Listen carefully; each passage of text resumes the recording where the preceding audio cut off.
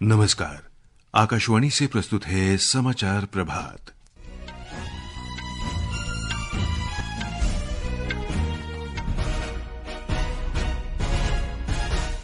झारखंड में विधानसभा चुनाव के पहले चरण में कल होने वाले मतदान के लिए सभी तैयारियां पूरी। महाराष्ट्र विधानसभा चुनाव के लिए प्रचार अभियान तेज। विभिन्न राजनीतिक दलों के शीर्ष नेता आज राज्य में रैलियां करेंगे। राष्ट्रपति द्रौपदी मुर्मू आज से केंद्र शासित प्रदेश दादरा और नगर हवेली तथा दमन और दीव के 3 दिन के दौरे पर रहेंगी। सरकार ने विदेश सचिव विक्रम मिस्री का कार्यकाल 14 जुलाई 2026 तक बढ़ाया। मॉरिशस में नवीन रामगुलाम का तीसरी बार प्रधानमंत्री बनना तय। प्रधानमंत्री नरेंद्र मोदी ने उन्हें बधाई दी। और शतरंज में भारत के अरविंद चिदम्बरम ने चेन्नई ग्रैंड मास्टर्स का खिताब जीता।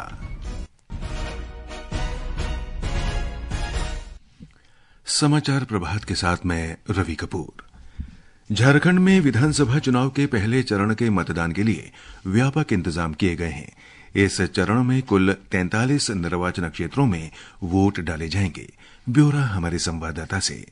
झारखंड में कल होने वाले पहले चरण के मतदान के लिए मतदान दलों को उनके क्षेत्रों में रवाना किया जा रहा है। इस चरण के कुल 225 संवेदनशील बूथों में से 194 बूथों पर मतदान दल कल ही पहुंच चुके हैं। शेष 30 बूथों के मतदान अधिकारी आज रवाना होंगे। ये संवेदनशील बूथ 5 जिलों पश्चिमी सिंहभूम, लातेहार, लोहरदगा, गढ़वा और गुमला में है। राज्य भर में कुल 15,344 मतदान केंद्र बनाए गए हैं। सुरक्षा बलों की 200 से अधिक कंपनियां तैनात की गई हैं। के लाल के साथ संजीव शर्मा, आकाशवाणी समाचार, रांची।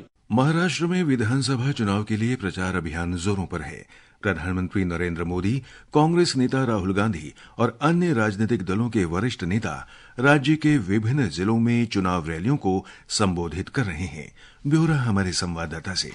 प्रधानमंत्री और वरिष्ठ भाजपा नेता नरेंद्र मोदी आज चंद्रपुर जिले के चिमूर में, सोलापुर में और पुणे में चुनावी रैलियों को संबोधित करेंगे। केंद्रीय गृह मंत्री अमित शाह मुंबई में 2 जनसभाओं को संबोधित करेंगे। केंद्रीय मंत्री नितिन गडकरी लातूर, बीड़, जालना और नागपुर में चुनावी रैलियों को संबोधित करेंगे। उत्तर प्रदेश के मुख्यमंत्री और भाजपा नेता योगी आदित्यनाथ अकोला, अमरावती और नागपुर में चुनाव प्रचार करेंगे। उप मुख्यमंत्री देवेंद्र फडणवीस दहानू, विक्रमगढ़, पेन, सायन, कोलीवाड़ा और कल्याण में चुनाव प्रचार करेंगे। दूसरी ओर कांग्रेस नेता राहुल गांधी बुल्ढाना जिले के चिखली और गोंदिया में एमवीए उम्मीदवारों के समर्थन में 2 रैलियों को संबोधित करेंगे। एनसीपी एसपी प्रमुख शरद पवार नासिक और अहमदनगर में एमवीए उम्मीदवारों के पक्ष में चुनाव प्रचार करेंगे। शिवसेना यूबीटी नेता आदित्य ठाकरे माहिम में चुनाव प्रचार करने वाले हैं। एमएनएस प्रमुख राज ठाकरे मुंबई के वर्ली में चुनाव प्रचार करेंगे। प्रार्थना, आकाशवाणी समाचार, मुंबई।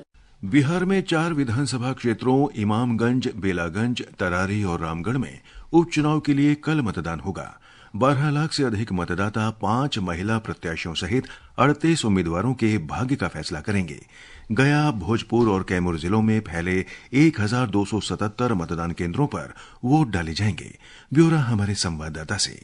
बिहार विधानसभा की 4 सीटों पर उपचुनाव में मुख्य मुकाबला सत्तारूढ़ एनडीए गठबंधन और विपक्ष के महागठबंधन के बीच माना जा रहा है। इमामगंज क्षेत्र से केंद्रीय मंत्री जीतन राम मांझी की पुत्रवधू दीपा कुमारी, रामगढ़ से राष्ट्रीय जनता दल के प्रदेश अध्यक्ष जगदानंद सिंह के पुत्र अजीत कुमार सिंह उपचुनाव में प्रमुख उम्मीदवार हैं। बेलागंज की सीट पर सांसद सुरेंद्र प्रसाद यादव ने अपने पुत्र विश्वनाथ कुमार सिंह तथा पूर्व विधायक सुनील पांडे ने अपने पुत्र विशाल प्रशांत को तरारी निर्वाचन क्षेत्र से चुनावी मैदान में उतारा है। धर्मेंद्र कुमार राय, आकाशवाणी समाचार, पटना।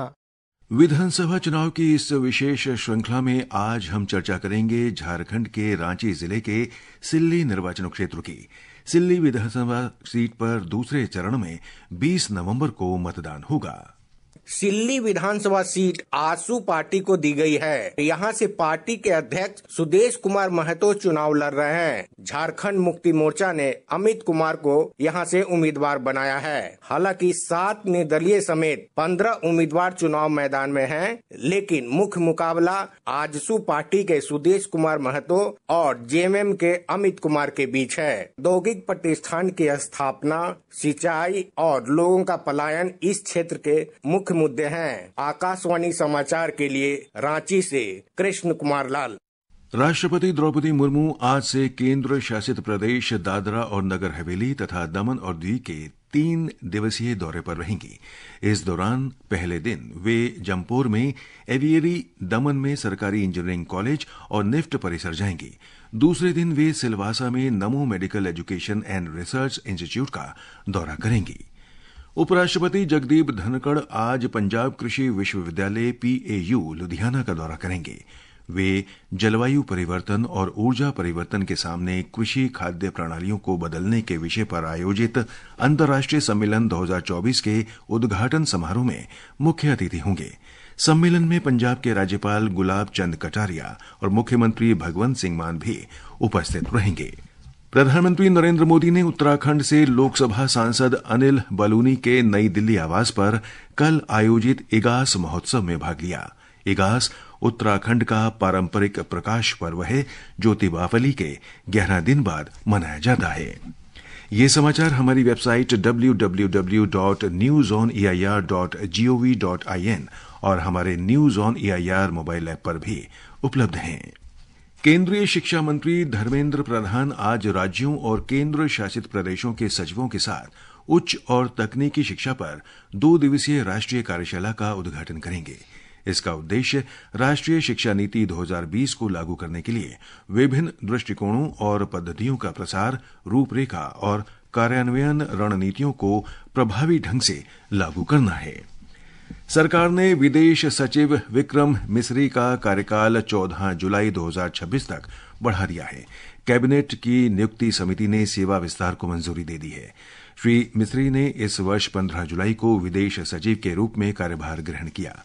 भारतीय विदेश सेवा के 1989 बैच के अधिकारी विक्रम मिस्री ने विदेश मंत्रालय, प्रधानमंत्री कार्यालय और यूरोप, अफ्रीका, एशिया और उत्तरी अमेरिका में भारतीय मिशनों में विभिन्न पदों पर कार्यरत रहे। मणिपुर के जिरीबाम जिले में कल सुरक्षा बलों की जवाबी कार्रवाई में 10 हथियारबंद उग्रवादी मारे गए। सूत्रों के अनुसार जिरीबाम जिले के जाकुरधोर और बोरोबेकरा पुलिस थाना स्थित केंद्रीय रिजर्व पुलिस बल CRPF की चौकी पर कल दोपहर हथियारबंद उग्रवादियों ने हमला किया। मणिपुर के जिरीबाम जिले में भारतीय नागरिक सुरक्षा संहिता की धारा 163 के अंतर्गत निषेधाज्ञा लागू कर दी गई है।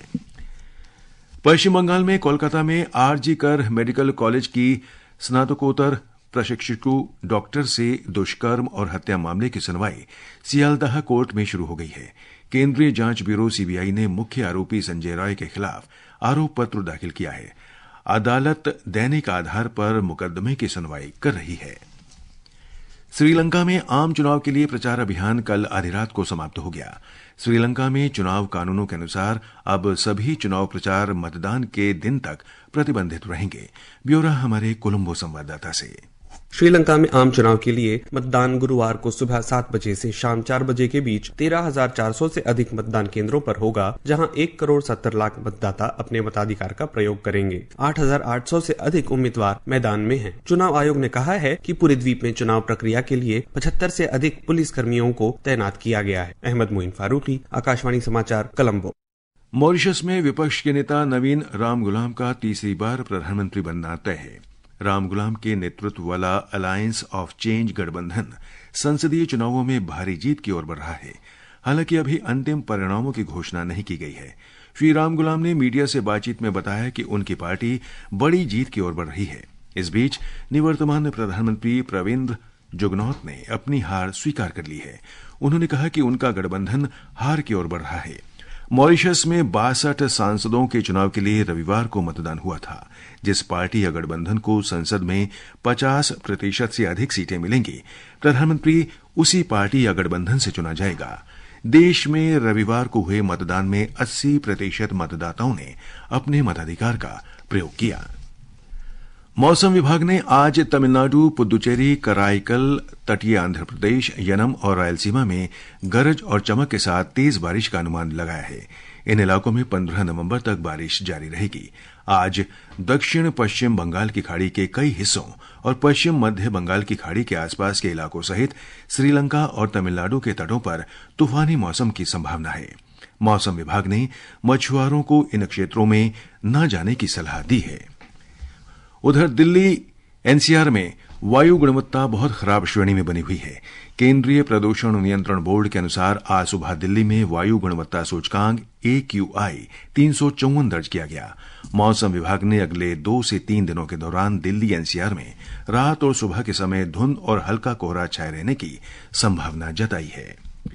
1 अक्टूबर से 10 नवंबर तक दशहरा, दिवाली और छठ महापर्व के दौरान दक्षिण मध्य रेलवे मंडल से करीब 3 करोड़ लोगों ने यात्रा की है। रेल अधिकारियों ने बताया कि इस वर्ष पिछले वर्ष की इसी अवधि की तुलना में करीब 8 लाख अतिरिक्त लोगों ने यात्रा की है। और अब खेल जगत की खबरों के साथ हैं सरफिरोजी।